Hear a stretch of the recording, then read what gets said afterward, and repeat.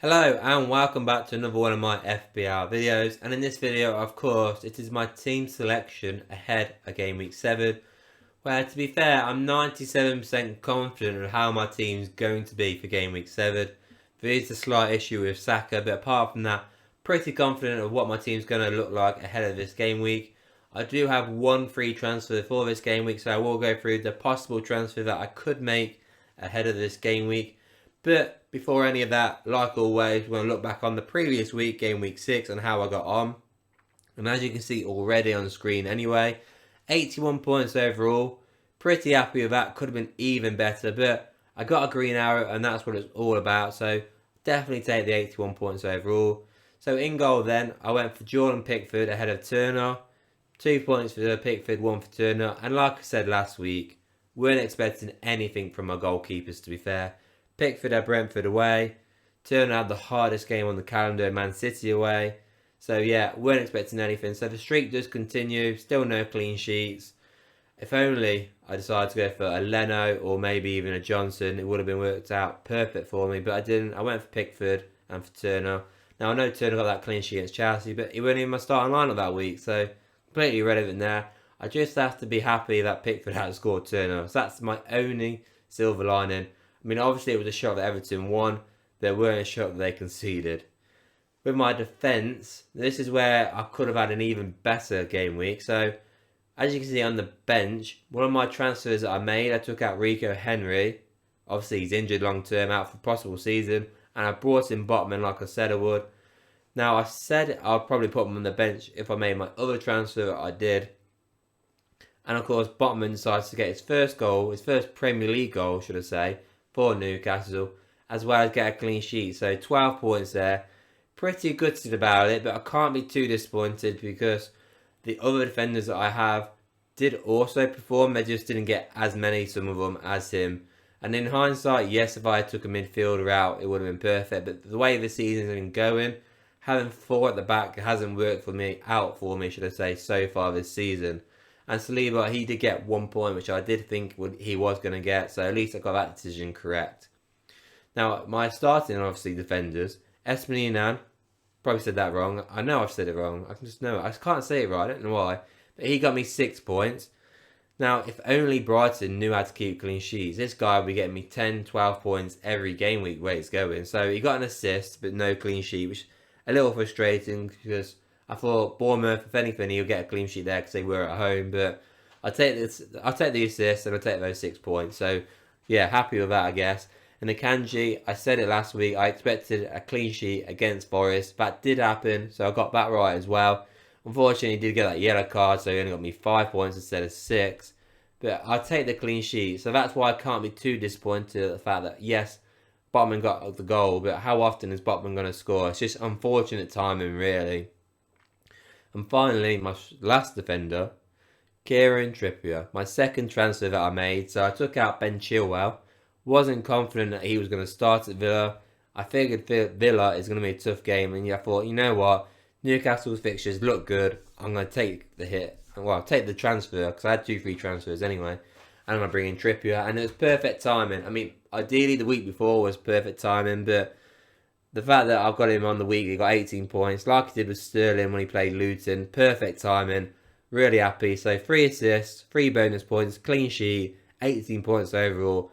Absolutely buzzing about that I was. I mean, I weren't expecting this game to be like an 8-0. I thought maybe a 3-0.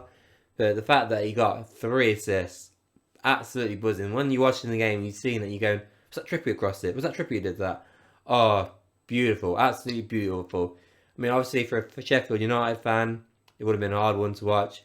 Now, I'm not a Newcastle fan, obviously, but it was just nice to see my assets as before. It was just great. So, really, really happy with that 18 point from Trippier. We're in my midfield then, so up and down really, isn't it, if you look at that. So, obviously, Marcus Rashford got me 3 points, which I'm quite disappointed with, to be fair. Now, I said last week, whichever United defender didn't get 7 points plus will probably come out my team soon. And he only got 3 points. Now, if this guy knew how to pass a ball, he would be getting me 10 points. But he just keeps shooting. Even though there's a guy to his right that he just pass the ball into, clear on goal, and he could score. I think it was actually Bruno Fernandes, the one I remember rightly, that he could have done it to. He didn't do it, and he just keeps shooting and keeps missing, and it's frustrating. It's really frustrating. So hopefully next week he can do well for me. Because if he doesn't do well game week 7, I'm just going to take him out. Because it's not working out. Fernandez, 10 points, scored an absolute wildy. 2 bonus points. It would have been nice for 3, but Johnny Evans decided to pull out a great performance. Fair play to him. But yeah, really happy with the goal. I mean, it was a great goal, really, under 10 points. So definitely take that for Fernandez. Raheem Sterling, only 2 points. Again, disappointing, yes, but I did think Villa was going to be a tough game for Chelsea. I mean, I thought they'd at least get a goal. Didn't happen. But hopefully next week, I mean, I'm going to have to keep saying this at the minute of Sterling, and it works out better. Obviously, Jackson's going to be suspended, so it'd be interesting to see what Poch does. Does he put Sterling up front in the middle, or will he start like a Brozier up front? It's going to be interesting what he does there, but yeah, pretty disappointing there with just 2 points. Then the Arsenal boys, I mean, it's mixed there, isn't it? So Odegaard, 1 point. I expected goals in this game. There was goals. Unfortunately, Odegaard was not a part of any of that. The only thing he got involved in was a yellow card, which was a little frustrating there. And then Saka, completely the opposite. Got a goal, got an assist. Did get a knock as well, though. But 13 points. I'm happy with that, but obviously he's more highly owned than Odegaard. So for me, it would have been even better if it was the other way around, personally. But I'd definitely take those 13 points off Saka. And then obviously my strikers. I mean, Woodrow on the bench there, 1 point. No surprise there. But Erling Haaland got a goal. Expected that. 12 points there to take that. And obviously everybody owns him, so very irrelevant. I mean, yes, in hindsight, if I'd captained Trippier, but I don't have the balls to do that, to go against Haaland. If you did have Trippier as captain, fair play to you. And then finally, now, Morris. If Trippier were in my team, Morris would be my favourite player of the week. Now, I know he only got 9 points, but I took a big gamble on Morris, getting him in early ahead of his double game week announcement. He had Fulham away before. Now he blanked there, which I was gutted with that. And I was worried if he blanked here against Wolves, this was not going to work out for me. Thankfully, he got a penalty, which wasn't a penalty, let's face it. And he scored it. So he got a goal, 3 bonus points. Now we did it, was it the post or the bar? Can't quite remember. So he could have even had 2 goals. Imagine that. But the fact that he got 9 points, really happy with that. Hopefully now in the next game week he gets another goal, because in that transfer would have worked out. Absolute treat for me. But yeah, overall, 81 points. I'm really happy with that. So like I said earlier, I only have 1 free transfer ahead of this game week, and I'm pretty happy with how my team is overall. So the 1 transfer I could possibly look at making ahead of this game week seemed like a stupid one, really, when you look at it on here right now. So it's Espinina out for Matty Cash. It's stupid because both of these two are playing each other at the weekend, and Brighton, who are obviously the player I own, are at home. So why would I do that? This is more of a game week 8 onwards kind of fixture if you look at it, because obviously game week 8 and 9 for Brighton is Liverpool, Man City. Whereas obviously Aston Villa, they've got Wolves and West Ham, and then eventually they've got Luton after that. So Aston Villa have better fixtures coming up, whereas Brighton, they've got a little bit of a tough run. But obviously Espinal has been playing well this season, so that is an issue. Do I want to get rid of him because he could still perform against the better teams? Because Brighton are just really on par with Liverpool, really, and I think they go toe-to-toe Man City. So it is a tough one to go for because Aston Villa have got nice fixtures. Matty Cash is in form. So this is the only possible transfer that I could make. Like I said, it seems silly because they're playing each other at the minute. But if there was a transfer that I'm going to make this game week, this is probably the one I'd do. With that being said then, it's time for my team selection for game week 7. And in goal, as you can see already, I've gone for Jordan Pickford ahead of Turner, which is no surprise at all really, is it? Obviously, Everton have got Luton at home. Now, this is the easiest fixture on the calendar for Everton. If they cannot keep a clean sheet here, God help me. Whereas Turner's got Brentford at home. Now, they are at home, but obviously Brentford are a good team. So, it's an easy decision to go for Pickford in goal this week. But, God, even then, I'm not confident he's going to keep a clean sheet. If he does, it's going to be a massive bonus for me. But I can't see it happening because, obviously, I've gone for, spoiler alert, Morris up front for the double game week. So I'm kind of hoping he scores it as well. So even the game week where he's got the best chance of keeping a clean sheet, I actually don't want him to keep a clean sheet, which is quite frustrating really. But anyways, I'm going for Pickford in goal regardless. With my defence now, this is tricky, really tricky. It's the same situation as it was last week. So I've got Trippier, Saliba and Akanji as my back three for this week. So slight difference. I've got Saliba starting because I think he's got the better fixture. But the issue is Botman. Now there's a few issues with Botman already so far. So Newcastle, I've got Burnley at St James's Park at home. I can see that being a nice clean sheet for Newcastle, which is great. So you'd think I'll go double Newcastle defence, but I have the issue. Saliba has got Bournemouth away. I can see Saliba getting a clean sheet there as well. Akanji has got Wolves away. I can see him keeping a clean sheet there as well as. So I've got 4 defenders where I can see clean sheets. I can't see Estupiñán getting a clean sheet against Villa, although he could get an assist or something like he has been. But out of all of my defenders, he's the less likely I can see getting the haul of points. So he's definitely not going to be in my team unless I decide to go for the Matty Cash transfer. But even if I do go for that transfer, Matty Cash won't be in my team because out of all the teams, he's not going to keep a clean sheet, I don't think, either. So this is tricky. And also, we've got the issue now, because Eddie Howe decides to tell us all that Botman's got a slight knee injury, or slight knee problem, should I say. So will he even start at the weekend? So he's on amber at the minute. So he's going to sit on my bench. I'm going to just leave him there because, like I just said, that he's not. Eddie Howe said he's got a problem. So will he even start? So that's an issue. But even then, I'm confident that Saliba's going to start, and I'm confident Akanji will start, and I'm confident Trippier is going to start. So all 3 of them, I think, will get clean sheets. I think it's going to be a nice week for my defenders. But if Botman does start, he's going to get points as well. So I've got a feeling now it's going to be 2 weeks on the bounce where I'm going to miss out on a haul of points for Botman. Onto my midfield now, and I'm going for the same 5-man midfield I've had now for the last 3 game weeks. Now this is probably the last week that I'll go for the same 5, all depending on how they get on in this game week. Because if certain players blank, then I might just decide to finally take them out. But anyways, I'm going to go for Rashford and Fernandes. Both of them got Crystal Palace, obviously, because they both play for United. I'm hoping for the same kind of performance as it was mid-weekend Palace, where they won 3-0 in the Cup. Obviously, these guys didn't start. Palace didn't start their best players. So it could be a kind of different game. But I'm praying to God it's going to be like another 3-0. And hopefully, both of these 2 guys get on the score sheet. I really need that.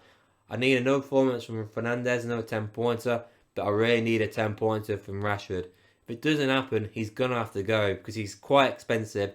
And you got players like Son, who's similar price, who's playing up front and he's scoring goals. So it's a big week for Rashford. He needs to perform, otherwise he's going to go. Raheem Sterling, Fulham away. It's a tougher fixture, but Chelsea need the result. They've been playing poor. They're not scoring goals. They need it. Nicholas Jackson's out for this game week, so hopefully he does start Sterling up front and he gets a goal or 2. Now, Poch does start him at least, so I'm confident he's going to start. He plays pretty much 90 minutes consistently, so hopefully that does happen. I'm hoping to God he scores, because obviously he's been disappointing since the Luton game. And again, his tenure is coming to an end. Obviously, he's got a nice fixture in game week 8 as well, but after that, I'm going to be looking to get rid of him if he doesn't perform at all, really. So, big week for Sterling coming up. Hopefully he gets a goal. And then finally, my Arsenal guys, Odegaard and Saka. So Saka's unfortunately another player flagged up. He got a knock against Spurs, so he could be out for the Bournemouth game. But if he is out and I do find out that Botman is fit, then I'll just leave it as it is and have Botman take his spot for the game week, because I don't want to take Saka out of my team. Because yes, I know in game week 8 he's got Man City at home, but the fixtures after, Chelsea is tough, I guess, but I do think they're going to overcome them. And then they've got obviously Sheffield United in game week 10, so I don't want him not in my team for that week. So hopefully Saka does start though, because Bournemouth away is where the points are. And I do remember last season Arsenal absolutely battered Bournemouth away. So hopefully same kind of performance. And of course same with Odegaard, because I do think Odegaard scored in that game against Bournemouth, if my mind serves me right. But hopefully, if that is the case, I'm hoping for the same kind of performance from Odegaard. Bournemouth away is a nice fix for Arsenal, so praying to God that these guys perform. Overall, all 5 of these guys are capable of scoring this game week. So, I mean, if all of them do, it'll be beautiful. So it would be great to have 100 points week for this game week. But yeah, hopefully it'll be a good week for my midfield. And finally then, onto my strikers. And the biggest shock of all is, I've decided to leave Woodrow on the bench, even though he's got double game week. Who would have thought today? The guy never seemed to start for Luton is going to stay on my bench with a double game week. Anyway, so obviously I was going to go for Haaland up front. So it's Haaland and it's going to be Morris. Haaland's going to be my captain. No chance in hell I'm going to not captain him, even though Morris has a double game week. Pretty sure Haaland last season scored a hat-trick against Wolves. So if he gets the same again, then I'd be foolish to not start him as captain. So Wolves away, it's a nice fixture for Man City. Haaland's going to be my captain. And Morris, of course, this is the big game week for Morris. This is the reason why I brought him in early. Double game week, Everton away, Burnley at home. He can score past these 2 defences. He's good enough. They're weak defences. I think he's got a good chance. If he gets 2 goals, I'll be absolutely buzzing. So this is a big week for Morris. Now, I've decided to just go for 1 player for a double game week.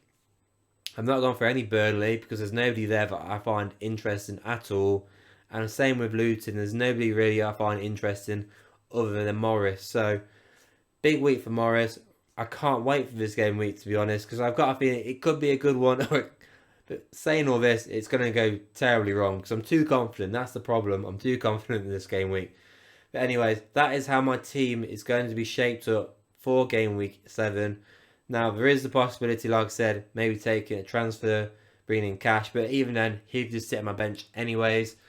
The Saka one, yes, he's got a knock. But if he's only out for the 1 game week, then I'll just leave him on my team. And Botman, I think he will be fit for the weekend. But if he's not fit, then even then, I'll just leave it as it is. Because whatever transfer I decide to make, if I make it, out of that Brighton Villa game, that defender will just come in. Because one of them could get an assist and a workout treat for me. But either way, overall my team, I'm pretty happy for this game week. Now let me know what you think of this team. Let me know what your teams are. What transfers you're thinking about making for this game week. And please don't forget to subscribe and like this video. And I'll see you all on the next one.